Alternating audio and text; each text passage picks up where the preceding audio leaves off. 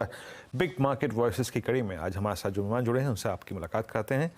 वैभव सांघवी जी, CEO ask hedge solutions के, हमारे साथ आस्क हेज सॉल्यूशंस के मौजूद हैं इस वक्त। वैभव जी नमस्कार। इस साल में आपसे पहली वार्तालाप हो रही है, तो सबसे पहले तो आपको नव वर्ष की ढेर सारी शुभकामनाएं। ये नया वर्ष आपके लिए, परिवार के लिए और आपके पूरे क्लाइंट बेस के लिए काफ़ी बेहतरीन रहे। इन शुभकामनाओं के साथ इस बातचीत की शुरुआत करते हैं। एक लास्ट 15 दिन में, 20 दिन में, CY23 के इस बाजार की ट्रेजेक्ट्री, बिहेवियर, सब कुछ बदल गया। पहले तो इस बात पे शुरू करते हैं चर्चा कि ये 2024 जिस नोट पे शुरू हो रहा है वैभव जी, यहाँ से आपको रिस्क ज़्यादा लग रहा है या फिर रिवॉर्ड अपेक्षाकृत ज़्यादा है, या फिर अगर रिट्रेसमेंट आए तो कहाँ तक का रिट्रेसमेंट रीजनेबल होगा आपके मुताबिक, वैभव जी? फर्स्ट ऑफ ऑल विनेंद्र, आपको, आपके श्रोताओं को और निवेशकों को सबको हमारी तरफ से बहुत बहुत शुभकामनाएं 2024 की। जैसे आपने कहा कि लास्ट जो एंड किया है 2023, वो इट इज एंडेड, वो अंत हुआ है काफी बड़े अच्छे बैंक के साथ। और नवंबर और दिसंबर की मूवमेंट हम देखें तो 13 से 14% मूवमेंट दी है मार्केट ने। फॉर द होल ईयर अगर हम 2023 देखें तो 20% है। सो लार्जली द मूवमेंट जो आई है वो लास्ट 2 महीने में आई है। उसका उसके मुख्य कारण वन के इलेक्शंस के, स्टेट इलेक्शंस के अच्छे रिजल्ट, और दूसरी तरफ कि फेड ने पॉलिसी के संकेत दिए हैं कि वहां से ब्याज दरें घटनी चाहिए रादर देन बढ़नी चाहिए फॉर द नेक्स्ट ईयर। और जब भी ऐसा एनवायरनमेंट होता है तो जनरली रिस्क एसेट्स में हम देखते हैं कि पैसा आता है, और इसी के कारण emerging markets as a basket अगर हम देखें तो काफी पैसा आया है, पैसिव इन्वेस्टमेंट्स आया है। और जब emerging market as a basket में पैसा आता है तो इंडिया एक 16% वेट के साथ है, तो जो भी फ्लो आता है वो 16% के वेट के साथ पैसा आता है, और उसी के कारण हमने मोमेंटम अच्छी देखी है। नाउ ये कह सकते हैं कि टू सम एक्सटेंट जो फेवरेबल इलेक्शन रिजल्ट आए हैं वो एंटिसिपेशन कर रहे हैं कि जनरल इलेक्शन में भी अच्छे रिजल्ट और नतीजे आए, और उसी के कारण जो रैली हुई है तो थोड़ी डिस्काउंटिंग ऑलरेडी हो चुकी है मेरे हिसाब से। हमारा ये भी व्यू है कि 2024 एक अर्निंग स्टोरी रहेगा रादर देन री रेटिंग स्टोरी। री रेटिंग हमने लास्ट 1 साल 2 साल में ऑलरेडी देख चुके हैं, और एक वैल्यू एज ए सेगमेंट भी अच्छी परफॉर्मेंस हम देख चुके हैं लास्ट 2 साल में, जो हमें लगता है कि जब ब्याज दरें नीचे आती हैं तो वो ग्रोथ में भी कन्वर्ट हो सकती हैं। So two two striking points, one earnings को फॉलो करें, और दूसरी के फ्रॉम वैल्यू टू ग्रोथ एक थीम है जो ये साल चल सकती है। ओके, वैल्यू टू ग्रोथ, ये थीम इस साल की एक थीम रहेगी। अच्छा वैभव जी, अब थोड़ा सा ना सेक्टर स्कैन शुरू करते हैं।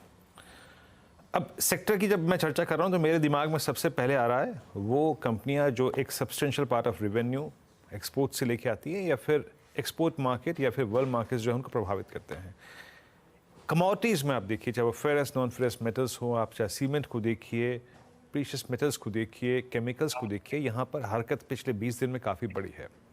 आपका व्यू मेटल्स पे क्या है इस वक्त? हिस्टोरिकल हाइस पे, ये ऑल टाइम हाई पे ट्रेड कर रहा है मेटल इंडेक्स। इसके भागने का बड़ा कारण और यहाँ से और कितना चल सकता है इसकी संभावना, या फिर आप ये मानते हैं कि अगर आप इसमें अच्छा पैसा बना चुके हैं तो आपको कुछ पैसा कैश में कन्वर्ट करना चाहिए?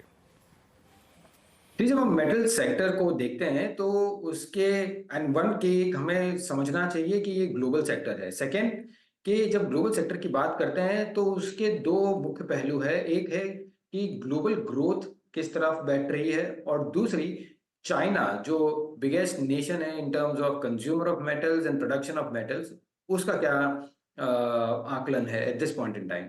और जब हम देखिए दोनों पहलू को तो हमें लगता है कि ग्लोबल ग्रोथ यहाँ से घट सकती है। At the same time China ने, इंस्पाइट ऑफ जो चाइनीज गवर्नमेंट की स्टिमुलस है, हम एक्चुअली वो कन्वर्ट नहीं देख रहे हैं इन टर्म्स ऑफ कि वहाँ बॉयंसी आ रही है। वहाँ स्टिल उनके नंबर्स बड़े सबड्यूड है, और वो रिवाइव होना मुश्किल है in terms of the economy. So जब हम ऑन एन ओवरऑल दोनों पहलू को देखें, ग्लोबल इकोनॉमी को देखें जहां ग्रोथ रेट घटनी है, जनरली हम देखें कि अगर हिस्ट्री में देखें तो जब भी ऐसा माहौल होता है तब मेटल्स एंड कमोडिटीज को चलना थोड़ा डिफिकल्ट हो जाता है। ऑफ कोर्स बीच बीच में टेक्निकल रैलीज या टैक्टिकल रैलीज हो सकती है, but from a directional perspective उस वो थोड़ा प्रेशर में जनरली रहते हैं। This time also we don't anticipate, हम नहीं एंटिसिपेट कर रहे हैं कि यहाँ से बड़ी तेजी हो जाएगी उसमें। एट बेस्ट ये मार्केट परफॉर्मर रह सकते हैं, मार्केट आउट परफॉर्मर होना थोड़ा मुश्किल है यहाँ पे। तो ये राय मेटल्स में आउट परफॉर्मर्स नहीं रहेंगे लेकिन परफॉर्मर्स रहेंगे। गुड मॉर्निंग वैभव जी। आज की जो एक इंटरेस्टिंग लीड है वो आईटी कंपनियों की तरफ से आई है और खासतौर से कंसिडरिंग हम अगले हफ्ते रिजल्ट सीजन में उतरेंगे। अब तक जो कमेंट्री थी वो यही थी कि डिस्क्रिशनरी स्पेंडिंग काफ़ी धीमी पड़ती दिखाई दे रही है और शायद ये जुड़ा हुआ था रेट हाइक साइकिल से। अब कंसिडरिंग 24 रेट कट साइकिल वाला साल रहेगा, क्या कुछ प्रीएम्प्ट करेंगे इन स्टॉक्स में बड़ी तेजी 2024-25 के लिए? थोड़ा डिफिकल्ट है बिकॉज जनरली हम देखें कि जब शुरुआती रेट कट साइकिल की होती है तो for the first few quarters हम जनरली देखते हैं कि आईटी सेक्टर में उनके मल्टीपल्स थोड़े डीरेट होते हैं बिकॉज के सिचुएशन और ये एक्सपेक्टेशन ये होती है कि ग्रोथ रेट रिड्यूस होंगे, डिस्क्रिशनरी स्पेंडिंग कंटिन्यूड सबड्यूड रहेंगे। ये काफी अनसर्टेनिटी के कारण जनरली ये सेक्टर अवॉइड करते हैं। हालांकि ये सभी सिचुएशन अभी भी मौजूद है, लास्ट क्वार्टर के नतीजे भी थोड़े वीक ही रहेंगे हमारे हिसाब से। ध्यान रखना चाहिए कि कमेंट्री कैसे बैठती है और रिवाइवल ऑफ द बिजनेस कैसे होता है। नाउ ये शॉर्टर टर्म एस्पेक्ट्स है from an IT sector perspective. From a medium to long term अगर हम देखें तो एक जो पहलू है जो है आर्टिफिशियल इंटेलिजेंस और जनरेटिव आर्टिफिशियल इंटेलिजेंस की बात कहें तो हमें लगता है कि ये एक पहलू ये इंडस्ट्री को काफी इम्पैक्ट करेगा। कैसे इम्पैक्ट करेगा, उनका रेवेन्यू प्रोफाइल कैसे चेंज करेगा, I think time will only tell. But जो जो कंपनियां इसको अच्छी तरह से अडेप्ट करेगी वो हमें लगता है कि आगे जाके उनकी ग्रोथ अपॉर्चुनिटी बढ़ सकती है। पर फिलहाल के लिए एटलीस्ट फॉर फ्यू क्वार्टर्स हम इसे अवॉइड करेंगे। ओके, तो आप कह रहे हैं कि कुछ क्वार्टर्स के लिए थोड़ा सा दूर रहा जाए लेकिन एक्शन वहीं पर लौटता हुआ आप क्लियरली ट्रेडर्स में दिखाई दे रहा है।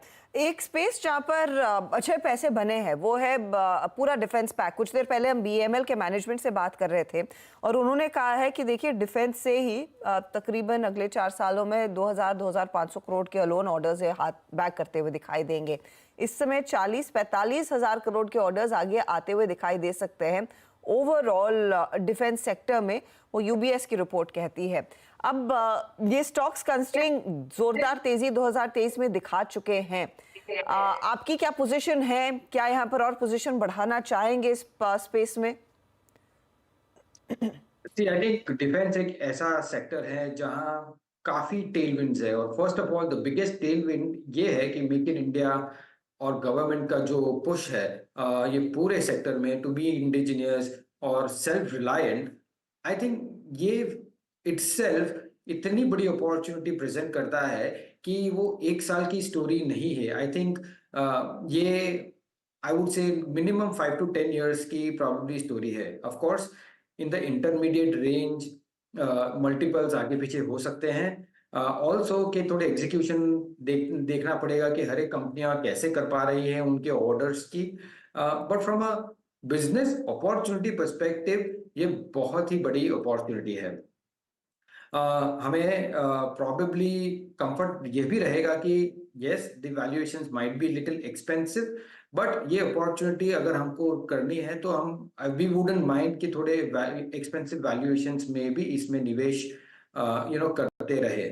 और जिस हिसाब से टेक्नोलॉजी डेवलपमेंट हो रही है from a whole defence pack as well, my sense is कि जिस हिसाब से टारगेट्स है डिफेंस मिनिस्ट्री के कि the amount of captive manufacturing करने के लिए I think the opportunity is just too big to ignore in that sense. Okay Vaibhav ji, अब कुछ और सेक्टर्स को के बारे में बात करते हैं और उनको थोड़ा सा बाइसेक्ट करने की कोशिश करते हैं। ऑटो में हमने CY 22 के मिड से व्हेन पोस्ट आई थिंक जब रशिया और यूक्रेन की बात शुरू हुई थी उसके बाद से एक जो मूव शुरू हुआ वो बहुत ही इंप्रेसिव था। स्टॉक्स ऑलमोस्ट दोगुना हो गया, दोगुना तो इस बार टाटा मोटर्स ही हो गया। अभी ऑटो पे व्यू क्या है आपका? प्लस अक्सर हम एक भेदभाव सा करते हैं या फिर थोड़ा सा हमारा झुकाव जो होता है ईवी की तरफ, बट अगर आप इस झुकाव को भी भुला दें तो बैटरी तो जनाब और टायर तो सब में ही लगना है।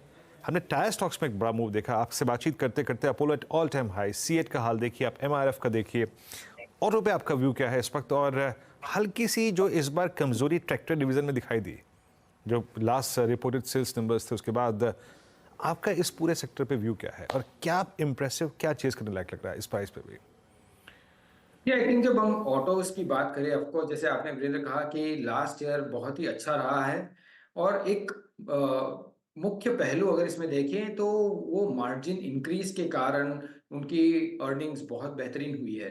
ना मार्जिन इंक्रीज किस के कारण हुई है? क्योंकि कमोडिटी प्राइसेस सॉफ्टन हुए हैं कंसिडरेबली, और अगर price selling price of those product और व्हीकल्स देखें तो वो नीचे नहीं आए। ये तो काफी मार्जिन वो ऑपरेटिंग लिवरेज के कारण उनका मुनाफा बढ़ा हुआ है। नाउ अगर उसको डाइसेक्ट करें तो हम ऑटो सेक्टर को डिवाइड करेंगे two wheelers, passenger vehicles, CV which is commercial vehicles, और लास्टली ट्रैक्टर्स में। और हमें लगता है कि टू व्हीलर्स एक कंटिन्यूड बॉयंसी और मोमेंटम दिखाएगा। हालांकि हम प्रेशर देख रहे हैं from an inventory buildup at least in the passenger vehicles segment. तो हमें लगता है कि पैसेंजर व्हीकल्स, ट्रैक्टर्स और to some extent CVs also ये टुवर्ड्स सबड्यूड रह सकते हैं over the next one odd year. Two wheelers continued रहेंगी in terms of the buoyancy. So ये सेगमेंट हमें अच्छे लग रहे हैं। ऑल्सो कि अगले साल जो कमोडिटी की टेलविंड्स हमें मिली हैं, हमें लगता है कि थोड़ी प्राइसिंग प्रेशर भी आ सकती है। जब मार्केट शेयर, अगर हर एक कंपनियां उनकी मार्केट शेयर को प्रोटेक्ट करना है या इनफैक्ट इंक्रीज करना है, तो we may see some competition coming on the pricing side as well. उसके कारण हमें लगता है कि वो मुनाफा जिस हिसाब से स्ट्रीट देख रही है उतना ना हो पाए। So at this point in time हम टू व्हीलर्स पे कॉन्सेंट्रेट करेंगे।